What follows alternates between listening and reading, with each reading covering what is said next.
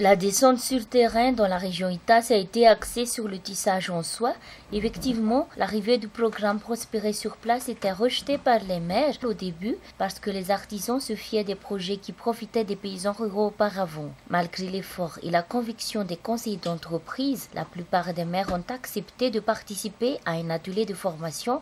Les thèmes de la formation étaient divers, notamment la technique et surtout la culture entrepreneuriale. Pour Voyiren et son mari Albert, un jeune couple qui vit de la tissage en soie depuis leur mariage, la formation sur la culture entrepreneuriale a ouvert leurs yeux.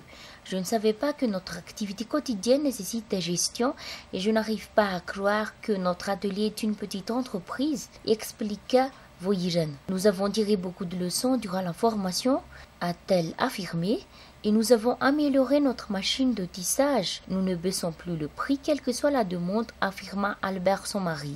Auparavant, nous baissons le prix de peur de ne pas trouver un client, mais maintenant que nous avons amélioré la qualité de nos produits, nous avons augmenté le prix, ainsi que nos bénéfices, bien sûr. Ces tisserands commandent les fils en soie à Miarnari. À part la soie, la région d'Itas est très reconnue en carpe. Monsieur Dédé est un des producteurs d'alvin. Après un atelier de formation avec les pisciculteurs de la région, il est devenu motivé et a gagné plus de confiance en lui. Face à la concurrence et au marché illicite d'alvin, Monsieur Dédé offre des conseils pratiques à tous ses acheteurs. Ils sont 6 à être choisis par Prospérer pour produire et former les pisciculteurs, nous ont expliqué Monsieur Nar, le conseiller d'entreprise de Miarnarif. Le but du programme est de mettre en place un réseau pour la pisciculture, c'est-à-dire mettre en relation les producteurs d'alvin, les pisciculteurs, collecteurs et les acheteurs. En plus des poissons, Tas est également une région productrice vu son caractéristique volcanique. Dans le district de Soavnanjin,